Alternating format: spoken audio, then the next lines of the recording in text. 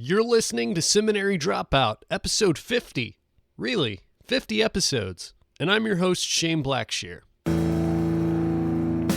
This week, we'll be talking with writer and speaker Margot Starbuck about writing and speaking, and also about the love of God. All this and more on this week's episode of Seminary Dropout. Let's go.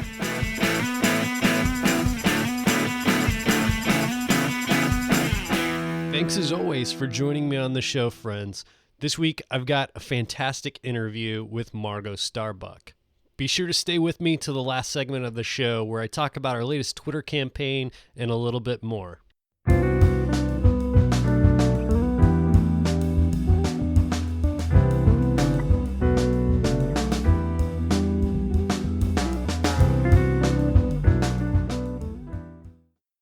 Throughout the years, Margot Starbuck has worn many hats.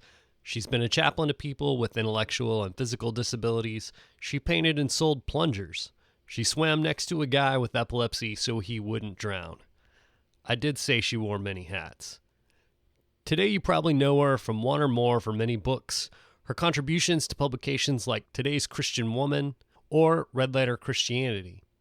Or maybe you've heard her in one of her many speaking engagements. Margot speaks about God's love with fresh honesty, love, and compassion. Margot Starbuck, thanks so much for joining me on Seminary Dropout. Thank you, Shane. It's fun to be here. You've written, I think, 5 books now. But the latest was Not Who I Imagined, Surprised by a Loving God. And you, in the book, you kind of acknowledge that we've preached God's unconditional love for us and that thing for a long time, which I have to say is refreshing for you even to acknowledge that, because a lot of the books today are, hey, God really does love you, and it's as if the first time anybody's ever said that. You kind of, not that we can get too much of that, but you kind of unpack the reason why it doesn't stick a lot of the times. And you say that part of that is because so many people in our lives who represent God to us let us down and don't represent that well. Has that been, it seems like you speak from experience and that's been something that's been true of your life. It has. And I really do think that we sort of find out who we are from the faces around us. So from the earliest faces in our lives, if they reflect to us that we're worth loving, we believe it, right? That's what we're built for. But if the faces are distracted, if they're angry, they communicate to us that we're not really worth loving. And so we sort of live with that shame. And so the irony of what we confess as Christians is, we're accepted when we're saved and we'll be accepted when we get to heaven. But it's sort of the in-between of those bookend moments where we do have a hard time living into the reality of what we say.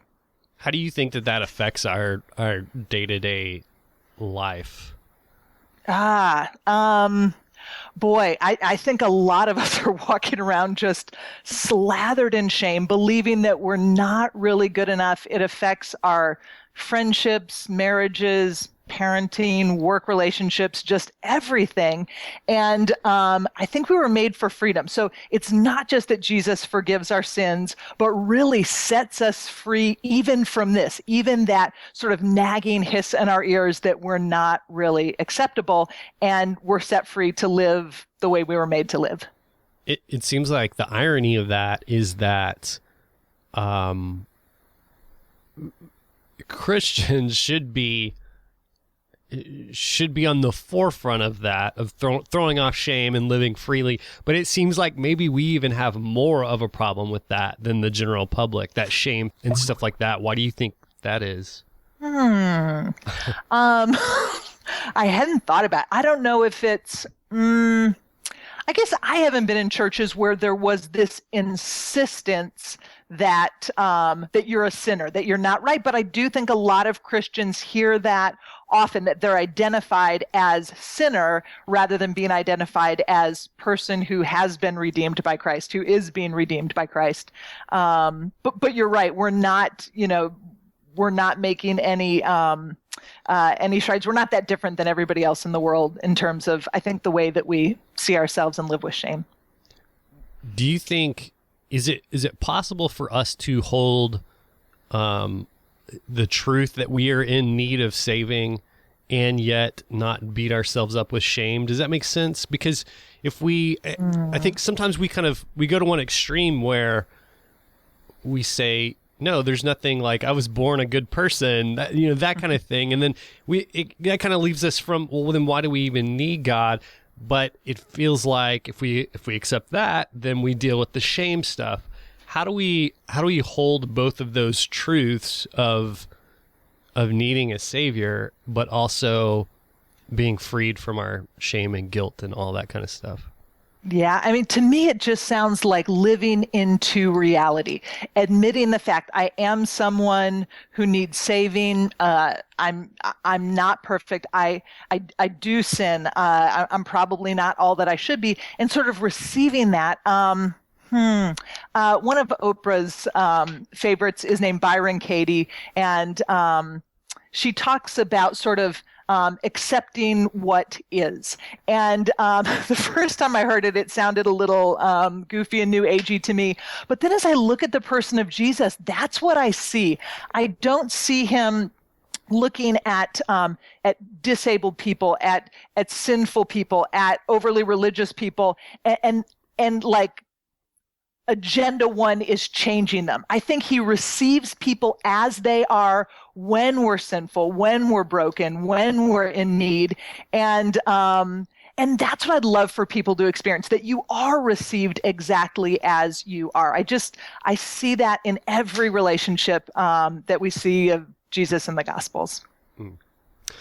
You went to Princeton Theological Seminary. I'm fascinated with this seminaries and even just graduate schools in general of these kind of elite universities, and particularly because the two seminaries that I dropped out of were not from elite schools. They were great seminaries. I'll stand by them. I'm curious about what you thought your life was going to look like when you entered seminary. Like, did you think I'm going to go work at a church after this, or what was kind of how did you think your life was going to go after that? Yeah, I had worked in the inner city with Tony Campolo's ministry in Camden, New Jersey. It's called Urban Promise. And so really my dream was sort of to hang out with like homeless women around dumpsters. But because I'm Presbyterian, I told my pastor I was interested in ministry, and I was shipped off to Princeton Seminary, and my brother was there too. So I was glad to be there. But it's sort of absurd, right? If I want to be living a life of sort of downward mobility. But I would just say, because I was Presbyterian, that's the path. So I could see other people around me who graduated from college and just did ministry, but I drank the Kool-Aid, and yeah, so sort of went through the process. And I will say that it was odd. And I did love me some Princeton, but you know what? The financial aid was so good. It sort of felt in some ways like we were sort of nobility. So maybe you were passionate about going into ministry, but really maybe you didn't have anything else to do that year. It's so naughty of me to say that, but it felt that way a little bit. And in retrospect, I'm glad, I've sort of continued, in ministry. I served a church. I ended up serving a church for a year and a half, though that was never my dream. And I can see now how the education, and in my case, being ordained in the Presbyterian Church, has been useful. But it is a little bit of an odd journey. You were a chaplain to, correct me if I'm wrong, but I think to people with mental disabilities. Is that right? Yeah, intellectual and physical disabilities. Intellectual and both. Physical. Mm-hmm. I'm just curious about what that experience was like. My wife is a hospice chaplain right now, and so there's probably a lot of things in common there, but I'm sure that there's something specific to working with that population that were kind of some unique challenges. Well, see, that's funny. You hear it and think challenges. And I just like, this is a really big happy smile when I think about it. And that really has been such an important part of my journey. Before I worked in that chaplaincy, I had been a Special Olympics volunteer for like 5 years in college. And then I did have that opportunity to be a chaplain to folks, both folks who were in group homes and folks in a more residential setting who needed more medical attention. And right now, I wish I could flip the camera and show you my neighborhood, because I live in a neighborhood in Durham that's built around people with disabilities. Wow. And it is such a gift. And so in Durham, there's a ministry called Reality Ministries around these friends, a lot of teens and young adults. And the volunteers just keep coming. That means high school students, college students, young adults, old adults who want to be with these friends. And I'm always trying to sort of to capture that, to bottle it, to sell it. And I'm asking the question, why is that? And I really think that all of these volunteers are so, I mean, it's sort of like the book. We're hungry to be accepted as we are. And that's exactly what these friends do. You know, it doesn't matter that I have a master's degree. Doesn't matter how much money I make, where I live. But these friends just receive all of us exactly as we are. And it's just so life-giving. So there are high school students in Durham who will come to, there's an annual Kings and Queens dance that is better than their prom. Because at prom, right, you're sizing everybody up, you're assessing everyone. And it's just such a joyful, fabulous place to be, both that ministry and also now here in my neighborhood. It's a gift. That sounds really cool. You wrote an article, one of the articles that you wrote recently, and you write regularly for several publications, Red Letter Christianity, but one of the most recent ones you wrote for Today's Christian Woman, which you write for regularly, was about being overcommitted. And I'm curious to know, it was a great article, and I'm curious to know if you think it feels like it seems like women in our culture have more pressure to be overcommitted. Is there any truth to that? That's a great question. I do think, one thing I do think might be particular to women in some ways is, well, certainly not wanting to say no. I think it can be hard for a lot of women to say no. And part of that is that sometimes we're afraid that that will sever relationship. And I don't want to speak for all women, but I think for a lot of women, that feels as though it will break relationship. And so we end up in bondage with just crazy schedules and lives and driving way too much and doing way too much. But I'm so convinced that really that God equips us to say a good, healthy no to the things that don't have our name on them, so that we can say yes to the things that do. So yeah, I am sort of passionate about helping people see it a little differently. That it's not just a no, but that no is what allows you to say yes to the right things. Now, I've been through. I saw this when I was a pastor in my time there, and even since then, and have become completely convinced that God really intended for us to do just a few things really well instead of a lot of things just by the seat of our pants, just getting by.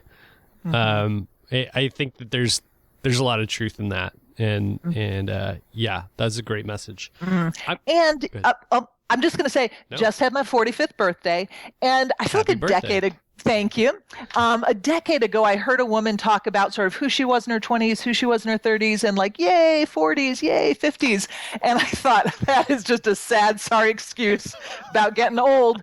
But I think what she was describing is knowing herself well enough to be able to say yes to the yeses and no to the nos. And that has been such a gift to me. So I look back 20 years, I didn't really know that I was wired in some ways as an introvert. I didn't realize that sort of sounds overwhelmed me. So I look back in college and there's a picture of me trying to type a paper on a typewriter, and I had a motorcycle helmet and like socks shoved up there. And so I look back now, I'm like, oh yeah, I think this has always been a thing for me, but I didn't realize it. So I think that knowing myself a little better now also makes it easier to say some of those no's. Do you feel like, has that come with age, or and life experience? With therapy. No. Yeah, age, therapy, experience, all of. So if I don't have the age, I can just get the therapy, or vice versa. You can pay for it, yes. Okay. Good to know. Yeah, I'm curious, you go on speaking engagements and things like that. I'm curious what you most often speak about and why you're drawn to that thing, whatever that is that you most speak about. Ooh, good question. Good question. Actually, I spoke to a large group of women in Texas last year, just got invited to speak to some overlap women in Texas. And you're exactly right. I have my favorite thing, and I said it to them last year. Uh-oh, you got to come up with something else now. I know. It's a challenge. It is a spiritual challenge. But my favorite thing really is about identity.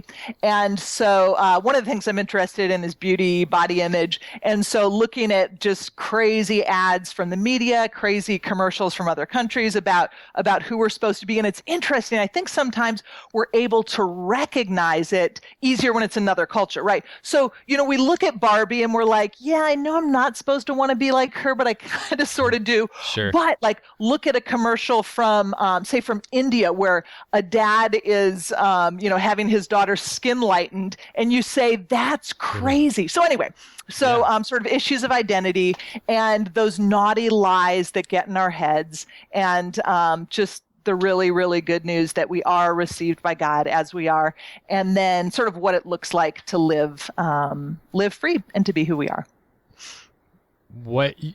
I'm curious if you see yourself as a writer. I kind of feel like you probably do because you've written a lot. And if that's always been a thing, if you grew up writing. So glad you asked, because so I was an art major in college, and then seminary, and then ministry. And let me do the math, 8 years ago, I went to the Calvin Festival of Faith and Writing. And when I was there, I remembered, oh yeah, I think I've always wanted to write. And it's sort of like I'd shut it off for a while, and then it was back.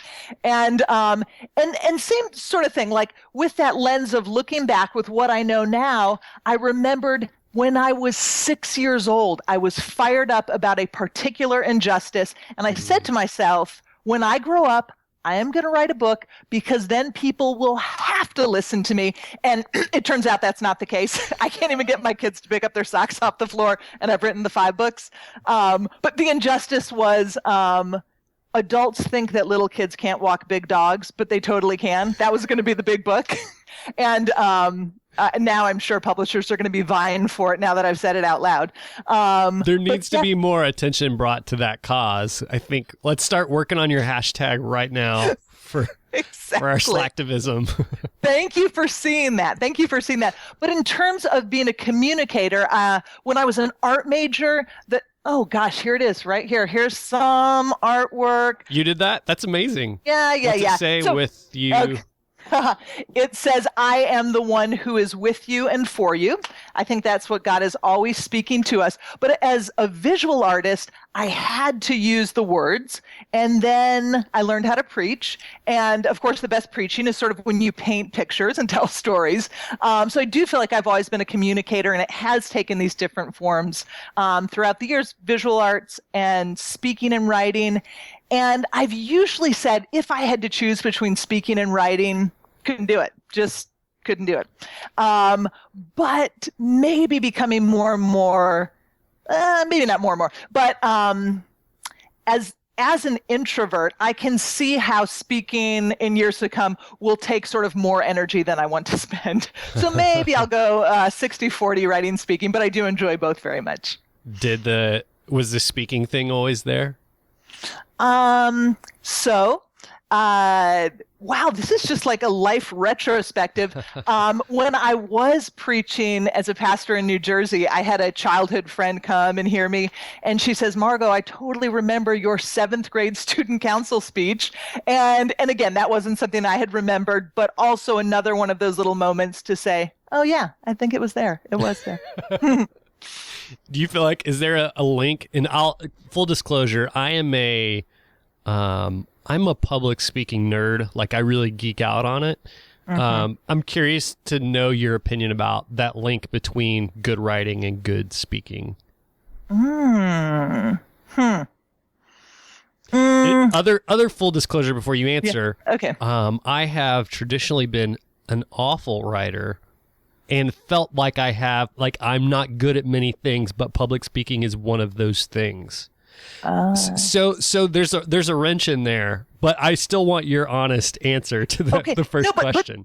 But riddle me this: as a speaker, do you tell stories? Yeah. Is that part? Yeah. I really think, and actually I do a lot of editing now. So I see a lot of other people's writing. And when we get sort of excited about ideas, a lot of times we want to write about the ideas. And I'm like, scrap 90% of this and tell us a story. I feel like that's how audiences are drawn in, right? Whether it's an audience listening to you speak or reading your words, that's really sort of what engages our hearts and minds and imaginations. So, especially helping speakers transition to be writers. They think they've got to do something different. I'm like, oh, no. Just really do what you do as a speaker, and that will be the best writing. And that's fascinating for me to hear, because you hear a lot of people say especially if it's someone who has a speaking background first and then they write, a lot of times in a review, somebody will say they write like they speak. And you don't know what that means. Is that a good thing or is that a bad thing? But I guess if they're a good speaker, that's probably a good thing. I think it is. And of course, the worst, I think we've all been in churches on Sunday mornings when the pastor speaks like he or she writes, and that's the worst. I don't want to sit there and hear you read your research paper. Yeah. I think in both cases, audiences are best served when we write or speak like we speak in conversation like this in a coffee shop. Yeah, that's fascinating. There have been a few times where when I am preaching, I will completely type out a manuscript and basically read it from the pulpit, and it's never turned out good. It's never turned out good. And so I figured out when I do my best speaking, there are about 5 to 8 words on a page in front of me. And that's because if it's all there, I will read it word for word, because I'm afraid if I leave the page, I'll lose my spot. Right. But if I've got some keywords and I know what those keywords are prompting for myself, then I feel like it's better. Do you have what's your process for speaking? Yeah. Okay. So I hope there are some speakers who are with us today, because that's definitely how I was trained at Princeton Seminary, is to write out every word. Write it all out. Yeah. And had an awesome professor. His name was Robert Jacks, and he wrote a book called Writing for the Ear. And he really got it, that even if you write it out differently if you're writing a research paper than if you're going to speak it. And so you don't have to use all the big fancy words. The words you want to choose are words that you use in conversation. So I definitely started that way. And if that's how you do it, it takes a little guts to move to 8 words on a page. And so I would say that when I moved to that 8 words, like these are the 8 sort of stories, narratives, and this is what the talk is going to be, I practice and practice and practice and practice. And for me, I was invited to speak at Wheaton College. And so in preparation for that, and especially like college students, like if I had like 60 or 70-year-olds, like I'll read it to you. But college students, I wanted to be looking them in the eyes. Yeah. And so I can't even count how many hours I live by Duke University, so walking around Duke's East Campus and really going over every word, every story, everything, so that when I got there, on the airplane there was still the 8 words, and then there was the temptation to write them on my hand, but I was sweating, so was able to do it with nothing. But I did. But yeah, so the process has been from a lot of words, and then finding a lot more freedom to be able to connect with people with sort of fewer notes. Yeah, that's really fascinating. I'm curious about what are you working on now? Do you have another book in the works? Are you allowed to disclose? Okay, so what can I say? I can say Sort of a writing mentor said I'd rather see my name on a check than on the front of a book. And in some ways, I feel like that's where I'm living right now. Because before I started writing, which really wasn't that many years ago, just 5 or 6 years ago, somebody said, it's not gonna pay the bills. And I said, you must not know about me. I was certain that Oprah was going to read my memoir, sure, and there would be a little too much Jesus, but she'd overlook it. And it did not go that way. Mm-hmm. So a lot of the work I do now is editing, collaborating, ghostwriting. I'm finding I really, really enjoy. And then I do have a couple books on my heart that I don't have to crank out in the next year or two. One, I'll write with a friend. And wow, this is like the world premiere of the title. Do I want to even give it away? Nope, it's too good. It's too good. Man, I almost got an exclusive there. Okay. You really did. You really did. I'll respect that choice. Okay. Okay. I can say it's about parenting. Okay. And I can say, and this is what excites me the most, there is no redeeming value. Like no Christian publisher will want it. It's just, the idea is just to be funny. Okay. So that just makes me really happy. And I feel like the memoir that I still have in my heart is something along lines of odd jobs, which just means when I look back at sort of the string of jobs I've had to get to, this moment, there are just some fabulous ones. Like I painted and sold toilet plungers. I swam with a man who had seizures. So like seriously, every 5 or 10 minutes, I would save his life. I was like a superhero. And it's just sort of fascinating. So before I was writing, just a string of failed small businesses. I sold beads and cards and puppets and just thing after thing. And so that's what I do. Like I create the thing, and then once I've created it, I could care less about selling it. And even like this very week, I was in a sort of a reuse store and they had karate belts. And I saw those karate belts. I'm like, you know what? If I sewed some polka dot ribbon on there, those would be the cutest. And I don't know if they'd be allowed to wear them. And like, I felt like it could catch on in the karate world. But I had to say, no, don't do it, Margot, because that's my temptation, is to create businesses that will fail. So better just to stick to words, because words are free. That's sort of what I learned in the journey. That's true. Yeah. Karate belts and ribbon cost money. Words are free. So I like it. That's a good tagline. That could be the tagline for your memoir. Ooh, okay. I'm going to remember that and jot it down. Thank you. Sure. Well, I've had a lot of fun talking with you. The last thing that I want to ask you is, I mentioned this to you on an email, but my wife and I, we had our first daughter back in September, whom we named Margot. So I need to know how the name has served you through life and what we can expect, or what we need to look out for and that kind of thing. Okay. Well, because I can see your last name here in my little Skype window, I always feel like you're a pirate. Like I feel like it's Blackbeard. And so I really like your last name. But so my name, Margot Lamar Starbuck. And a lot of people felt it was like movie starish. It is pretty epic, I have to say. Okay. Yeah. So it's been great. A few friends in high school got kind of stuck on maggot, but it was filled with so much love, and that I received it as such. But no, it's a win. It's a win. And it is spelled Margot. Correct. Yeah. Yeah. I'm just gonna have a little trouble with that T, but it's worth it. Yeah, we've already got like doctors and nurses saying Margot. Which, come on, people. Come on. They do. Well, Margot, thank you so much for joining me. I've had such a good time talking with you. Awesome. Shane, thank you so much. This is fun.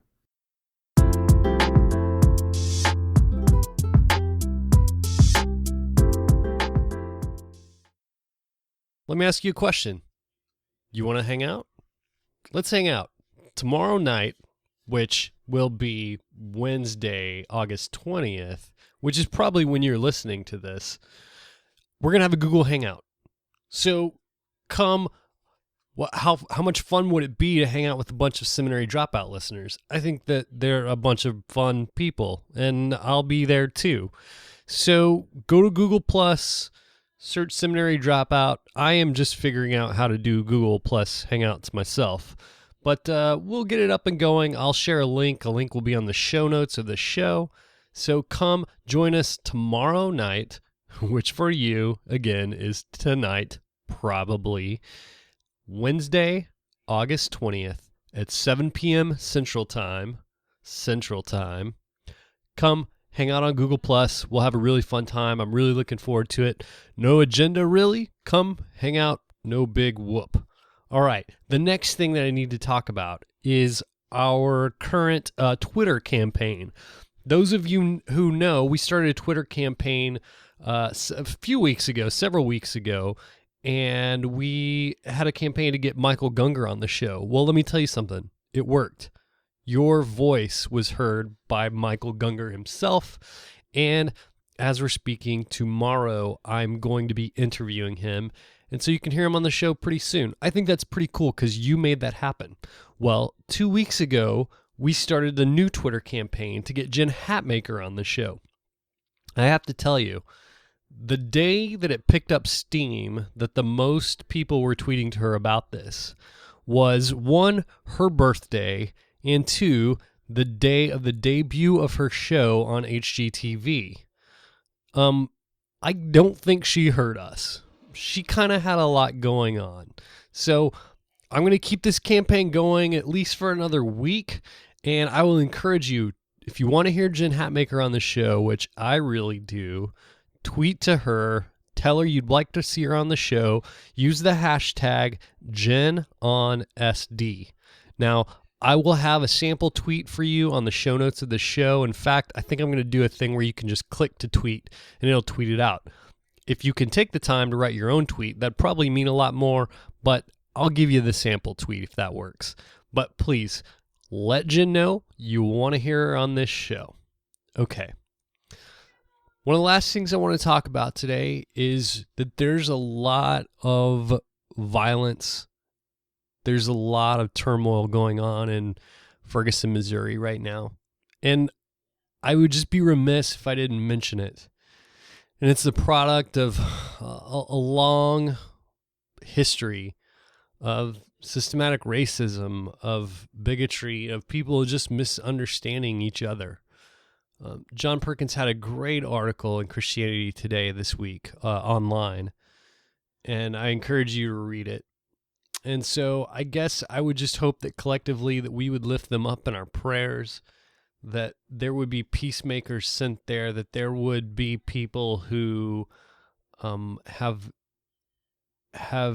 begun friendships with people who do not look like them. And I think that this is the one thing that I've kept thinking about.